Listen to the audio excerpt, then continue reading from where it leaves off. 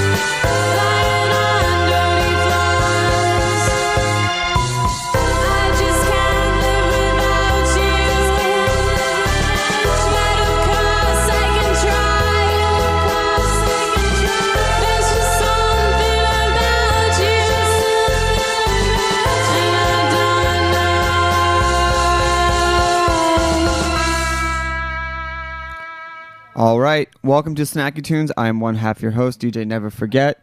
Terry Diabolic is down in Austin editing the TV show that he shot, which I can't remember how much I'm allowed to say, but he's down there. Shout him out. He took the dog down.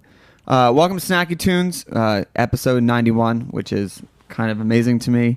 Very excited. That was just Computer Magic, who is running a little late, but on her way, and will be playing live today. But to start the show off, we have beer expert, aficionado, hip. What do you want to say? Yeah, no, I guess beer expert. Yeah. But calling yourself an expert's kind of you didn't. Okay. I did. Well, then beer expert. And nowhere in the press release is it in there. So I claimed it. Josh Bernstein, welcome to Snacky Tunes. Thank you so much. Happy to be here today.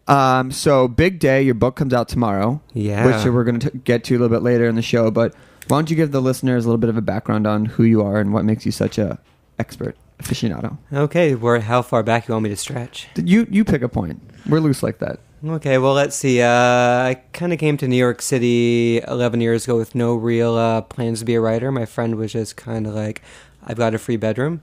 And my only alternative was going back and sleeping with in my brother's bunk bed. And so to me, that was not really an appealing option. And then, over the last 10 years, I've kind of been hunting and pecking in a way in the media world.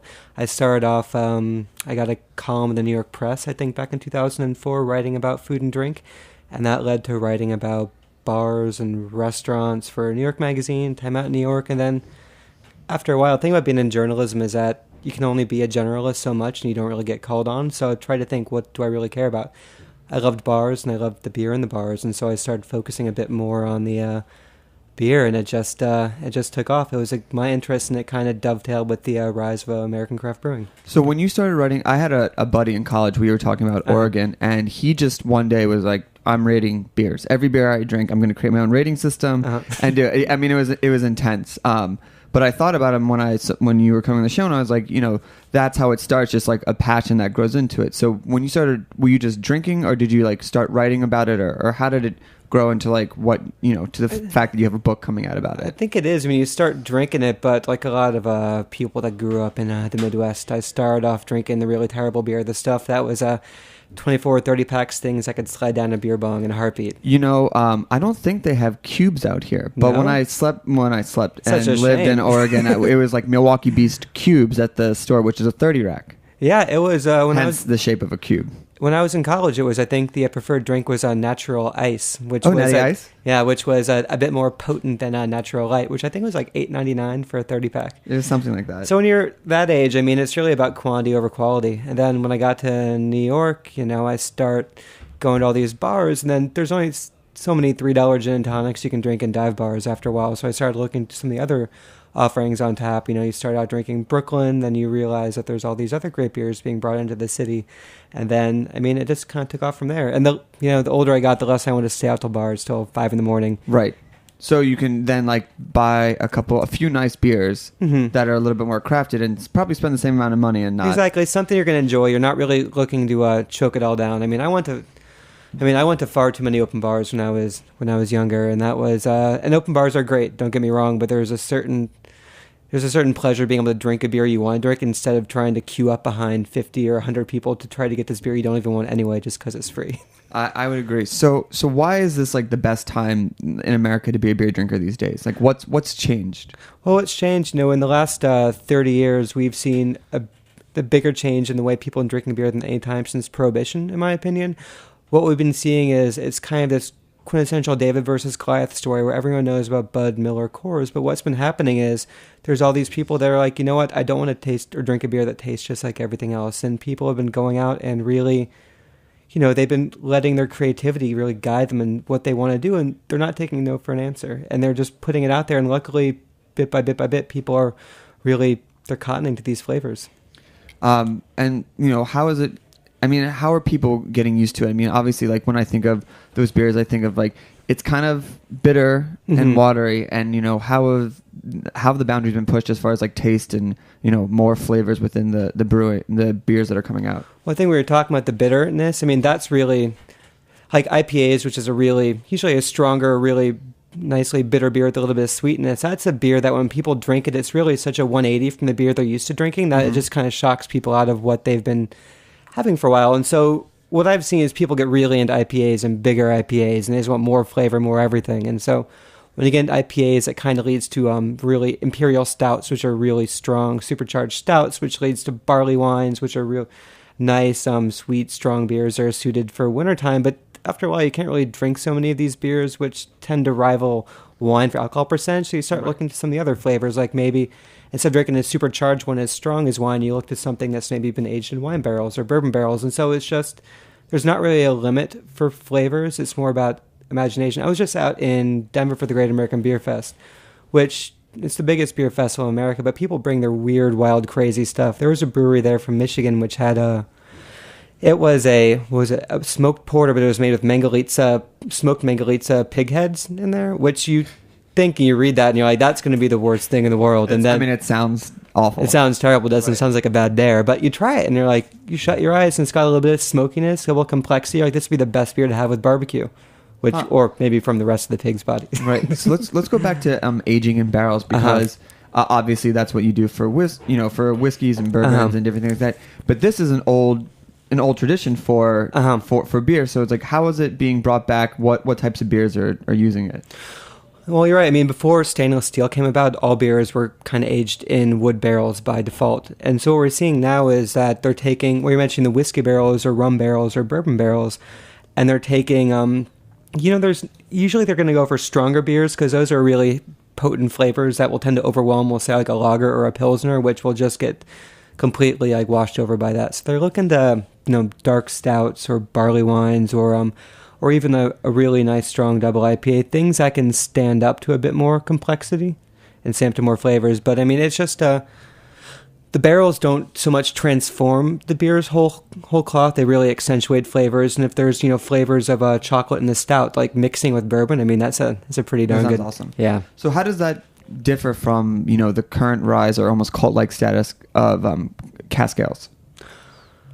From cask ales the beers I'm talking about basically are ones that have already, cask ales, if the listener doesn't know, it's basically a live beer. Most beers are, let me backtrack, try to explain this. Most beers are force carbonated, which means that the carbonation is added to them.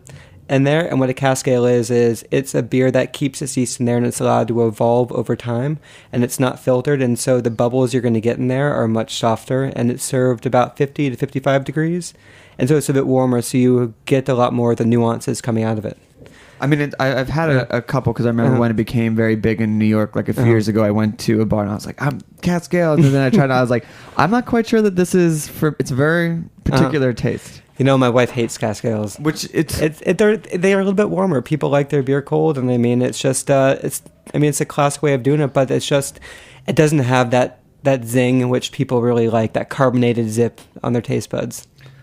So let's say that you are new, freshly out of college, possible first job, little extra money in your pocket, and you're like, I'm gonna get into my beer game. Where do you start? Like, what do you recommend? You know what I do for people is I ask them like what flavors they like, because I think if you tell people what they're drinking is crap, the initial reaction is that it's going to be contrarian. They're going to be people going to get defensive, like, it's not crap, I like drinking that. You can't tell me that. So, like, if someone says, for example, I like a Stella Artois, and I'm just like, great. So you like something that's light, crisp, easy to drink. So I'd tell them in New York City, look to something like a Kelso Pilsner, which has a lot of those same similar qualities, and it's got a little bit, it's just like those qualities, but accentuated just a little bit more. Or maybe a Victory Prima Pils. So I try to play the flavor card and less of just drink this. So I'm a huge Hefeweizen wheat beer, orange flavor. What would you recommend for me? Oh, if I like Blue Moon, I would probably like... Oh, you'd love Allagash White from Portland, Maine? Which I do. That is actually correct. It's that, but that Allagash White is one of my favorite wheat beers out there.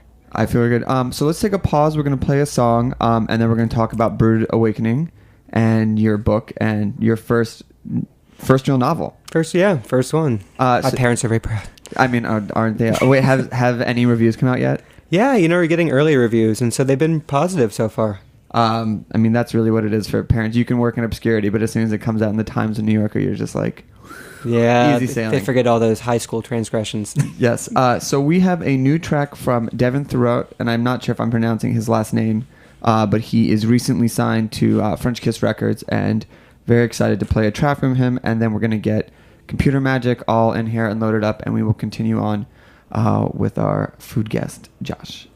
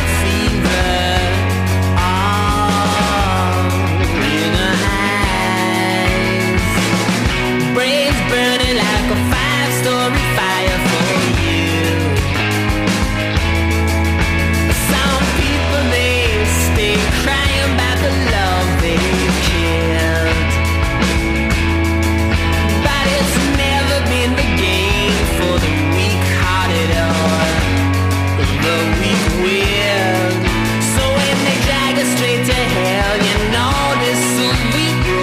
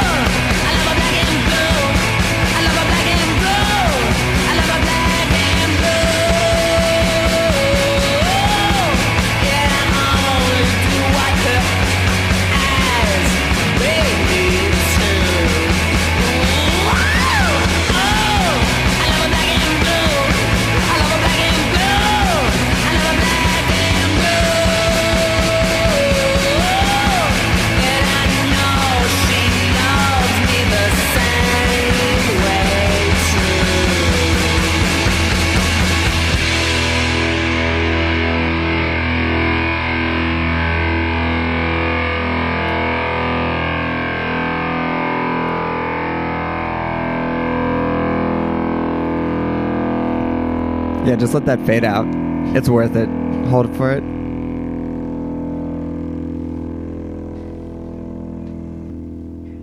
There we go. Welcome back to Snacky Tunes. I have Josh. Oh, I keep calling you Josh, but Joshua is what you sent me. It's Joshua for when you're professional. There was a lot, when it started out as a writer, there was a lot of Josh Bernsteins in the world. Really? And then, in addition, I was working for Time Out in New York. There was also a Joshua D. Bernstein on staff there. So I was like, why aren't my paychecks coming?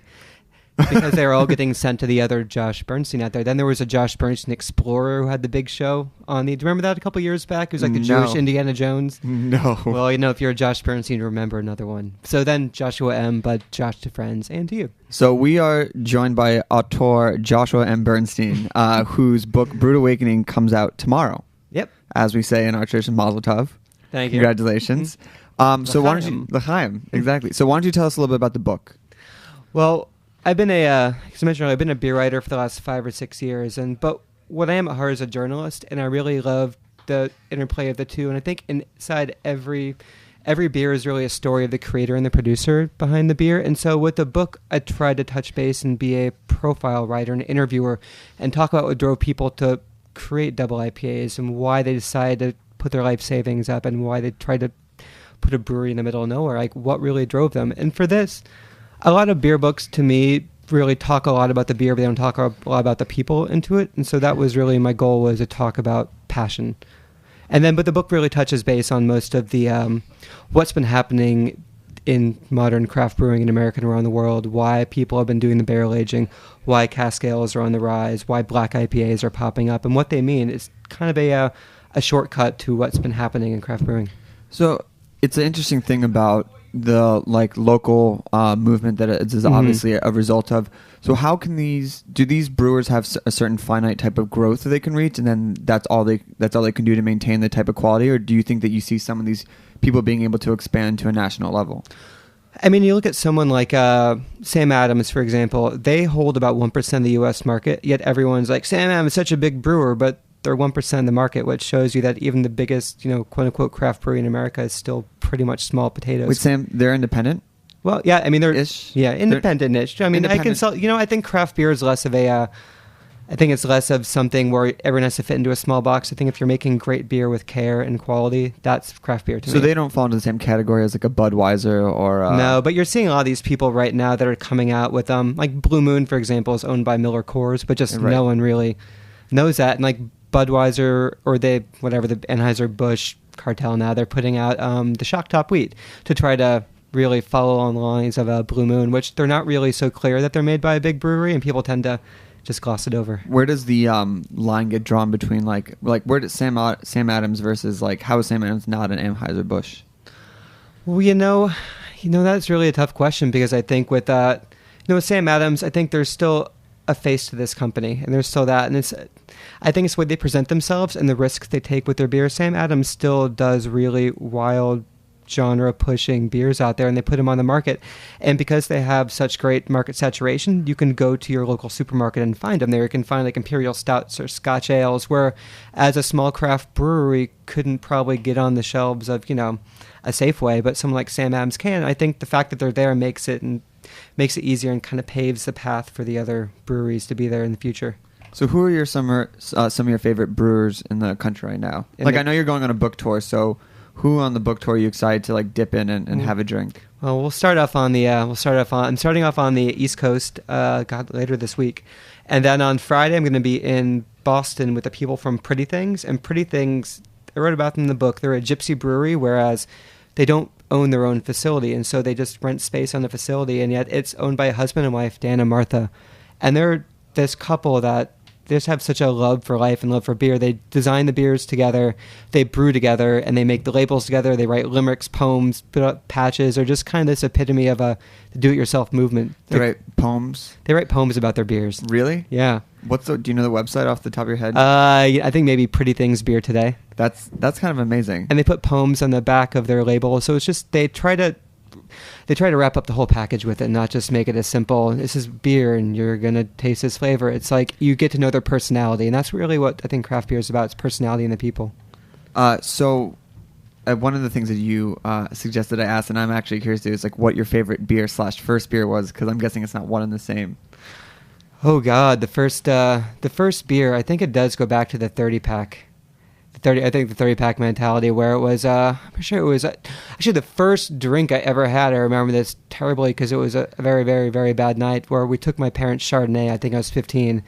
And then we mixed it with Ecto Cooler, which I don't know if anyone remembers Gatorade had Ecto Cooler back in the day. Based off of Ghostbusters. Yeah, so it was this Gatorade based off of Ghostbusters, which, I mean, it was just nuclear green. So we mixed it together, and then Gatorade's super sweet, and the wine's got its own sweetness too, but then we guzzled it down, and then, you know, I mean, the results were kind of predictable. And then I can imagine on that. But I think the first beer was probably a Busch Light, drank in the back of my parents' house while they were asleep. And I was trying to be very quiet while doing a beer bong, which is very tough.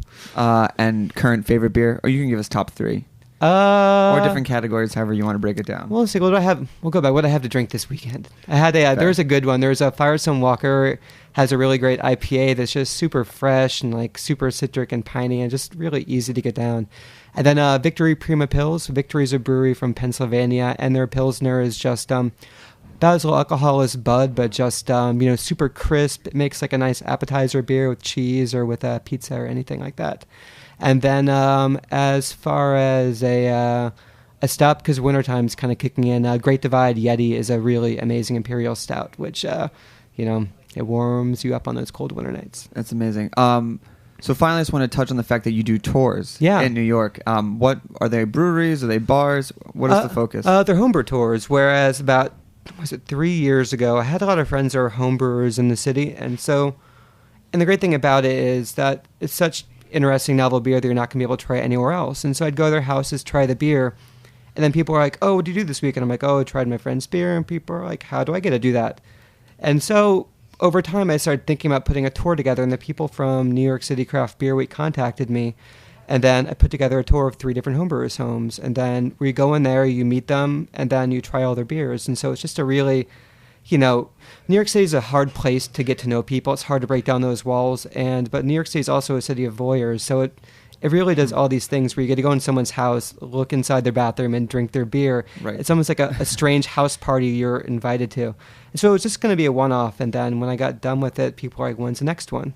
And I was like, what do you mean, when's the next one?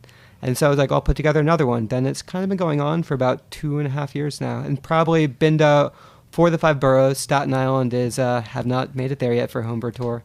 But met some great people, and it's weird. It's been a network and a community it's created, because people that want to be brewers go on the tour, but it's just people that want to go meet people that have the same passions as they do in a way, and people talk, become friends, and it's really amazing. That's awesome. So why don't you give us the nuts and bolts where people can find the book, email you, get on one of these tours? Nuts and bolts. The book is going to be everywhere across the country. It's going to be at any bookstore. There, it's you can find me at joshuambernstein.com. That's JOSHUAM Bernstein, BERNSTEIN.com. And then I have links on there to sign up for my tour, where I'm going to be appearing for the book tour, and then how you can buy the book. Awesome. Well, the book is Brewed Awakening. Josh, auteur. Yep. Aficionado expert. We're Josh now. Josh, Yeah. Thank you for being on Snacky Tunes. All right. It was great having you here. We're going to cut you loose and send you off to one of your other many interviews for this. It's been a pleasure. Thank you so much. We have Computer Magic here. They're going to finish setting up. We're going to play a couple songs from Purity Ring, and I can't remember who else I loaded up, but we'll get to it in a second. And then we'll get some live music from Computer Magic. Yes, they're nodding. All right. Stay tuned. Hey.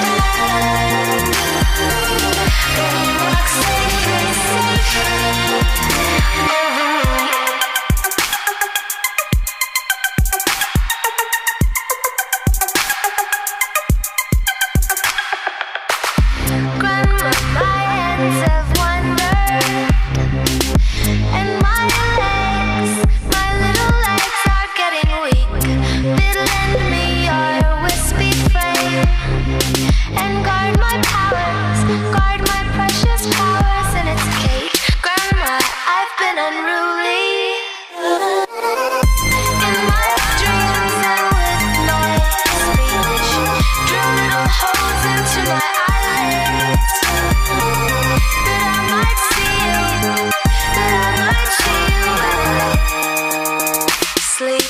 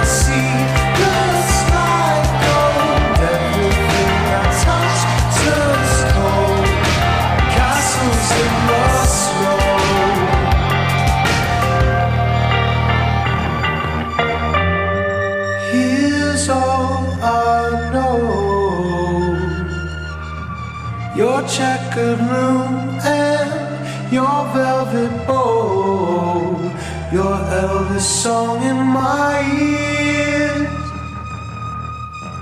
that moonlit voice that I hear.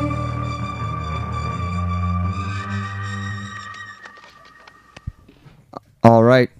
Welcome back to Snacky Tunes. In studio, we have Computer Magic. Welcome back. Oh. Just kidding. Hello. That was quite like the raise up like that. Well, welcome back. I think, Dan, this is your third time on the show. Yeah. Like once before is Computer Magic when you were just really kind of starting out. Yeah. And then Space Base. Then Space Base, yeah, with Max. I wish I should have played Voyager because it's been a while since I heard that. But do the rest of you want to introduce yourselves, or are you guys just gonna sit on headphones?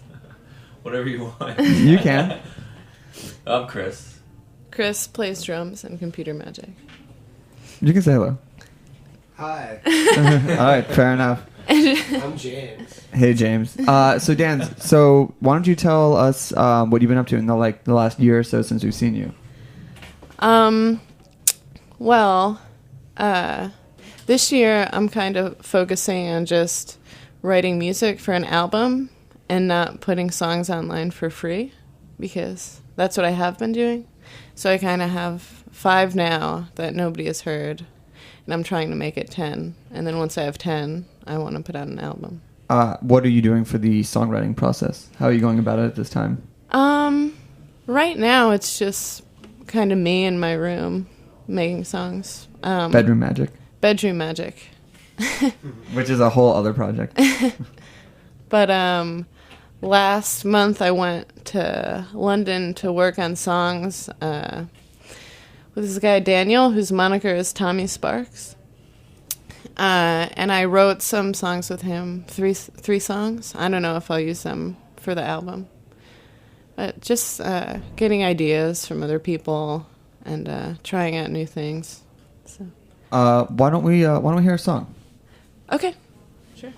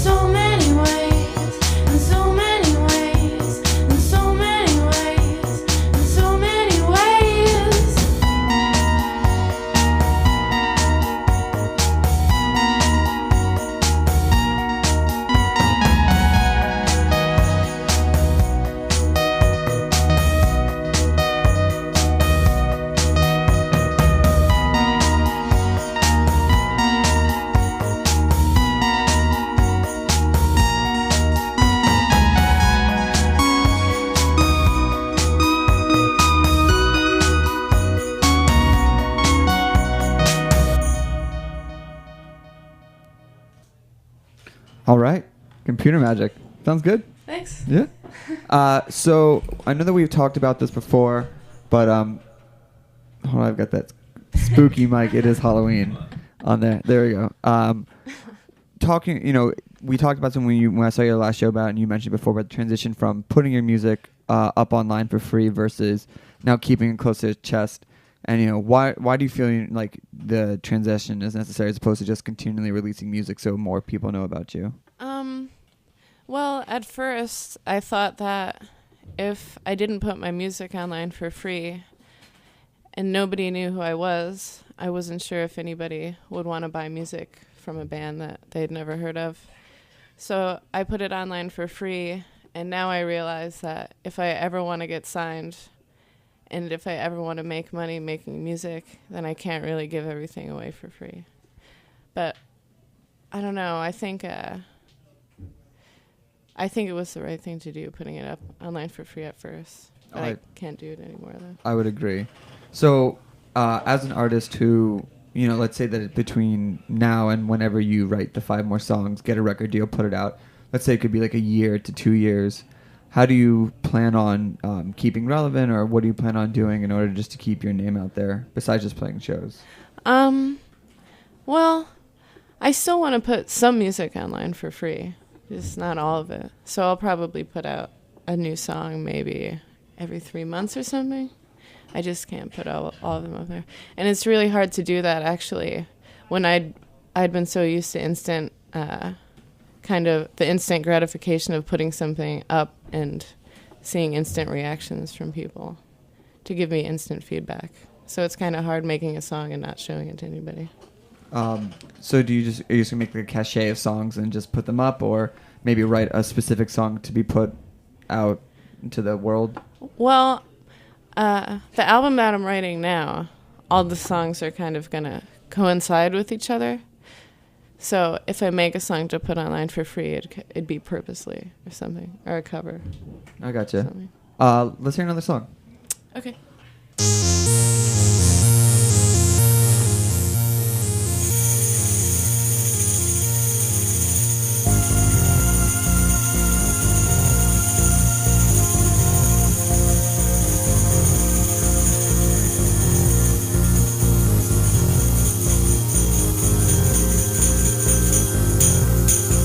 I can only seem to catch my breathing whenever I'm up awake.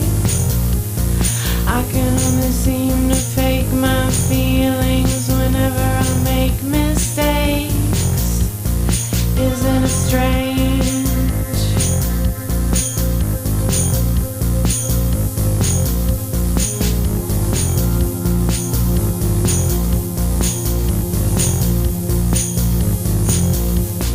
I can only seem to be myself whenever no one's around. I only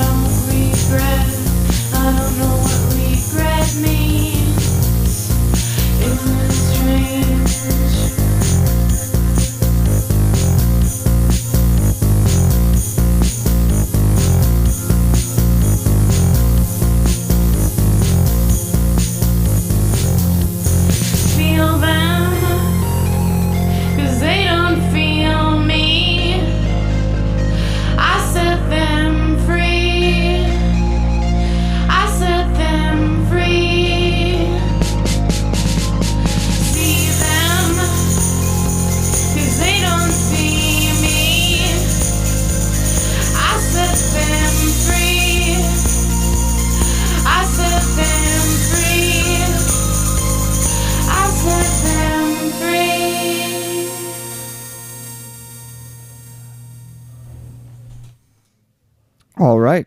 What was that one called? It was called Trinity. Oh, what's it about? It is about. Have you ever watched the show Dexter? No, Okay. but I'm sure there's a lot of people listening who have. It is a song that I wrote in the point of view of Dexter Morgan. So, Oh, that's awesome. because I thought it would be an interesting thing to write about. So. How do you normally? I mean, that's an interesting way. But before we spoke, I think earlier in the show, you just wanted to create a wall of sound. Sorry. A wall of sound with your computer, which I feel that you've done on a number of songs. And so, do you feel like the writing process has now evolved since you started the project? Yeah, I wanted to do I tried to replicate the wall of sound as best as I could digitally for a song that I had called About You. Which is what we played up in the show.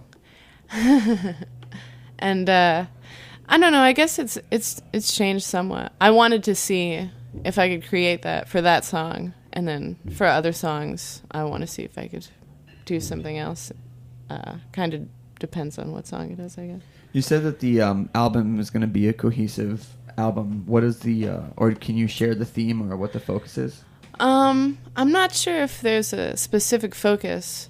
I just want all the songs to kind of blend well with each other. And so if you listen to one song, you kind of hear the next song that's going to come before the first one actually ends. Kind of just like something that is, as a whole, I want people to want to listen to the whole album as opposed to just remembering one song or something. Gotcha. So upcoming shows, where can people come see you? I have no upcoming shows at the moment. This is the first time probably in a year that I don't have a show that I'm playing next. But I'm kind of just focusing on writing right now. All right, if people want to find you on Twitter, online, hear your music, the free songs, where can they go? They can go. The song that I just played is going to be on the album. Oh, Yeah, awesome. so you can't hear it anywhere online. Yeah, and you can go to thecomputermagic.com. On Twitter, I'm ZDanz, ZDanz, and we're on MySpace and stuff. You just Google Computer Magic. Your SoundCloud page pretty much has everything too, right? Yes, my SoundCloud page is everything. Well, I want to thank you for joining us on the show. Yeah, no problem. We're going to hear one more song from Computer Magic. We are off next week as both Terry and I will be down in Austin for a fun fest, and then we will be back on the 14th with Mark Vetri and Daedalus both playing live on the show. Thank you so much for listening to Snacky Tunes, and we'll be back in a couple weeks.